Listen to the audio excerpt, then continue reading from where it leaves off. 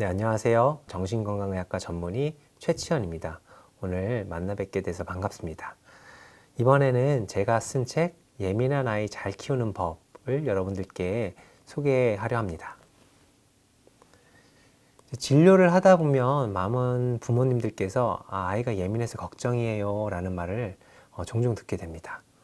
이 예민함을 부모가 좀 더 다른 시선으로 바라볼 수 있다면 좋겠다는 생각에서 이 책을 쓰게 됐습니다. 사실 예민함이라는 것은 하나의 특성일 뿐이지 이것 자체로 좋고 나쁨의 가치를 두진 않거든요. 예를 들어 핸드폰 자체가 좋고 나쁜 것이 아니라 그것을 어떻게 사용하는지가 중요한 것처럼요. 저는 오히려 예민함이라는 어떤 특성이 그 잠재력을 잘만 키워준다고 하면 아이가 가진 특별한 재능이 된다고 믿습니다. 그럼 예민함이 무엇인지 알아보고 부모로서 아이를 어떻게 도와줄 수 있을지, 예민함의 강점은 무엇인지를 이야기해 보도록 하겠습니다. 우리가 생각하는 예민한 아이의 모습은 참으로 다양합니다. 우선 낯선 것에 예민한 아이가 있죠. 새로운 공간, 낯선 사람 앞에서 쉽게 움츠러들고 부모 뒤에 숨는 아이들이 있습니다. 그래서 새로운 어린이집을 갈 때 아이가 부모와 헤어지기 싫어서 울기도 하죠. 또 감각에 민감한 아이도 예민한 아이라고 말합니다. 음식의 질감과 향에 민감해서 편식을 한다거나 봉제선에서 오는 불편감 때문에 집에 오자마자 옷을 벗는 아이도 있습니다. 또 미용실에서 바리깡 소리, 가위 자르는 소리 때문에 1년, 2년 동안 머리를 못 자르는 아이들도 있죠. 또 무서움이 많은 아이들도 있습니다.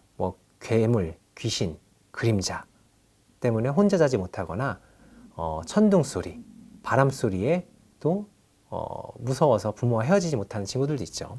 또 걱정이 많은 아이로서 과거에 대한 생각을 자꾸 한다거나 미래에 일어날 확률이 매우 작은 사건에도 미리 불안해하는 아이들도 우리는 예민한 아이라고 말합니다. 예민한 아이는 갓난아이 때부터 좀 특별한 경우가 많습니다. 이유 없이 울면서 보채고 자주 깨기도 하고요. 소리, 향, 온도, 감촉에 민감해서 주변 환경이 변하면 금세 알아차립니다. 또 예민한 아이는 낯선 환경에서 쉬이 진정되지 않기 때문에 까다로운 기질을 가졌다라고 말하는 경우가 많습니다. 여기서 기질이란 타고난 행동 양식을 말하는데요. 활동성, 먹고 자고 대소변 보는 시간의 규칙성, 그 다음에 주의 집중력 또는 산만함, 자극에 대한 예민성 등을 고려해서 우리는 기질을 확인하고 있습니다. 그러면 다양한 모습을 보이는 예민함이란 과연 무엇을 뜻하는 걸까요? 그 공통 특성은 무엇일까요? 저는 예민함이라는 것은 두 가지 공통 특성이 있다고 생각합니다. 첫 번째는 자극을 더 많이 받고요. 그래서 두 번째로 반응이 더 큽니다. 예를 들어서 같은 소리도 더 크게 들리고요. 같은 통증도 더 크게 느낍니다. 그리고 예민한 아이는 다른 사람의 표정이나 말에서 더 많은 의미를 찾기도 하고 과거에 있었던 일, 미래에 일어날 수도 있는 일이 더 많이 떠오르게 됩니다. 그렇기 때문에 예민한 아이는 작은 소리에도 더 깜짝깜짝 놀라게 되고요. 더 아파하고 다른 사람의 표정과 말에 감정이 요동치기도 하면서 과거의 일이나 미래에 대한 걱정에 밤잠을 설치기도 합니다. 그래서 저는 수신 기능이 발달한 아이다라고 쉽게 설명드리고 있습니다. 제가 이렇게 예민함의 공통특성을 설명하는 이유는 예민함의 공통특성을 이해했을 때 부모님들이 좀 덜 혼란스러워 하시기 때문입니다. 어떻게 보면 새로운 걱정거리가 새로 나타난 것이 아니라 예민함의 겉모습만 변했다라는 사실에 좀 안심하시는 분도 계시고요.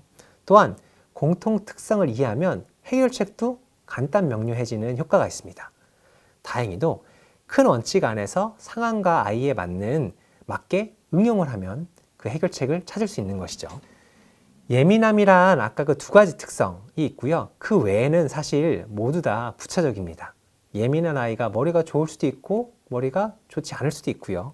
감정적이거나 이성적일 수도 있고 대인관계에서 인사이더거나 아웃사이더일 수도 있으며 행복할 수도 있고 행복하지 않을 수도 있습니다.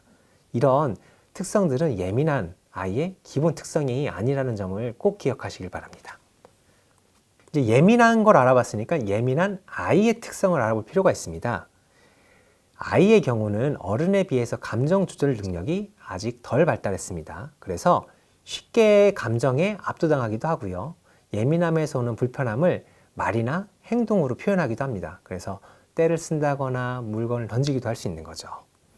또 아이 같은 경우는 인지 능력이 아직 덜 성숙했기 때문에 현실에 근거하지 않은 대상에서도 두려움을 느끼기도 하고 불안감을 느끼기도 합니다. 예를 들어서 귀신이 있다던가 외계인이 지구를 침공한다는 것에도 아이는 불안할 수 있는 거죠. 그리고 마지막으로는 아이의 특성상 부모의 도움이 꼭 필요한 시기거든요. 그렇기 때문에 부모가 사라지는 그런 상황은 아이에게 실제 위협으로 다가갈 수 있습니다. 그래서 아이는 덜 발달된 조절 기능을 가졌고 그렇기 때문에 덜 절제된 방식으로 감정을 표현하고 더 많은 상황에서 불안감, 예민함을 느낄 수 있는 것이죠. 그래서 저는 이렇게 표현을 합니다. 뛰어난 수신 기능에 비해서 아직 잡음 제거 기능이 덜 발달했기 때문에 아이가 종종 과도한 자극에 힘들어할 수 있다. 그리고 그 힘든 마음을 투박하게 표출하기도 한다. 하지만 덜 발달된 잡음 제거 기능과 투박한 표현법은 아이가 커가면서 보완될 수 있습니다.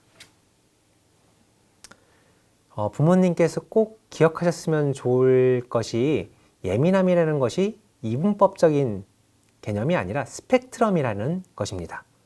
누구나 어느 정도는 예민할 수 있고요. 누구나 어느 정도는 예민하지 않습니다. 또 한 사람이 받는 여러 자극 중에서 더 예민하게 받아들이는 것과 그렇지 않은 것이 있습니다.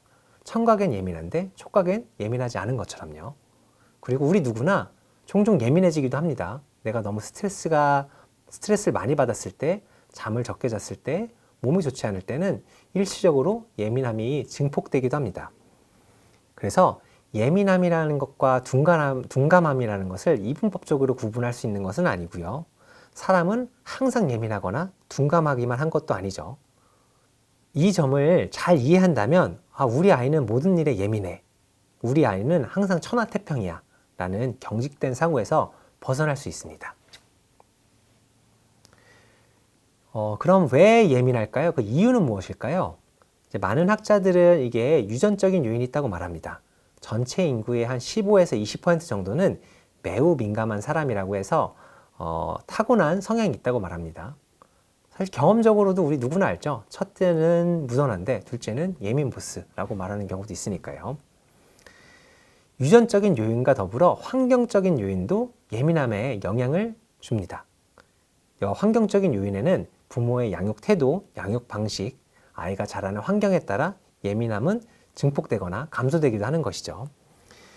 우리가 유전과 환경 모두가 예민함에 영향을 끼친다는 점에서 우리는 두 가지를 기억할 필요가 있습니다. 첫째는 타고난 예민함을 우리가 인정해줘야 된다는 점이고요. 두 번째는 예민한 아이에 맞는 양육 태도를 지녀야 한다는 점입니다. 아이가 타고난 기질뿐만 아니라 양육 방식, 환경 요인에 영향을 받는다는 사실은 부모의 양육 태도가 조금만 변해도 아이가 예민함을 조절할 수 있다는 사실을 의미합니다. 만약 부모가 아이를 몰아붙이거나 부모 마음대로 강압적으로 아이를 통제하려고 할 때는 아이의 예민함은 더 커지기 마련입니다. 안 그래도 외부 자극을 크게 받는 아이인데 감당하지 못할 압박까지 주게 되면 아이는 더 힘이 들 수밖에 없겠죠. 여기서 우리가 알 수 있는 두 가지는 부모가 과도한 개입을 하고 있는지 확인해보고 만약 과도한 개입이 있다면 그 개입을 지양해야 될 거고요. 또 한 가지는 예민한 아이에게 이 상황을 내가 스스로 해결할 수 있어 라는 유능감을 심어주는 일이 양육에서 중요하다는 점입니다. 부모가 예민한 아이를 키울 때는 양육의 목적을 잘 설정해야 합니다. 양육의 목적이 아이를 예민하지 않게 만드는 것이 되어서는 안 됩니다. 예를 들어 예민한 칼이 있을 때 아니면 민감한 악기가 있을 때 우리가 악기를 무디게 만들거나 칼을 무디게 만들려고 하진 않죠. 핵심은 어떻게 하면 그런 도구를 잘 쓸 수 있을지 조절력을 알려주는 거고요. 그래서 유능감을 느끼게 해주는 것이 핵심일 수 있습니다. 예민함을 잘 조절하면 누구나 행복하게 살 수 있고요. 예민함을 잘 조절하면 부정적인 결과가 아닌 긍정적인 결과를 낳게 됩니다. 그래서 예민함이라는 것은 자극을 받아들이는 특성이 좀 더 크고 그렇기 때문에 그 반응이 크다는 사실을 말하는 것이지 좋고 나쁨, 옳고 그름, 정상과 비정상의 기준으로 판단할 수 없다는 점을 다시 한번 강조합니다. 결국 이런 양육 태도가 기초가 되어야 합니다. 첫째로는 아이의 기질을 인정하고 아이가 특별하다는 메시지를 전달해서 아이를 격려해주는 태도가 필요합니다. 그러면 아이는 자신의 예민함을 긍정적으로 받아들이고요. 자신감을 갖게 돼서 세상 앞에서 당당할 수 있습니다. 두 번째로는 부모가 조금만 덜 긴장하고 아이의 행동에 조금은 느긋하게 반응하며 그래서 아이가 스스로 세상을 경험할 수 있게 해주는 것입니다. 그래서 아이가 스스로 조절력을 익혀서 유능감을 익힐 수 있도록 부모님께서 도와주시길 바랍니다. 지금까지 예민함이 무엇인지를 살펴보았고요. 그리고 예민함을 바라보는 부모의 기본 태도를 살펴보았습니다. 그럼 다음 시간에는 예민함이라는 것에 어떤 특별한 재능이 있는 것인지 그리고 예민함을 어떻게 우리가 조절할 수 있도록 아이를 도와줄 수 있을지를 살펴보도록 하겠습니다. 감사합니다.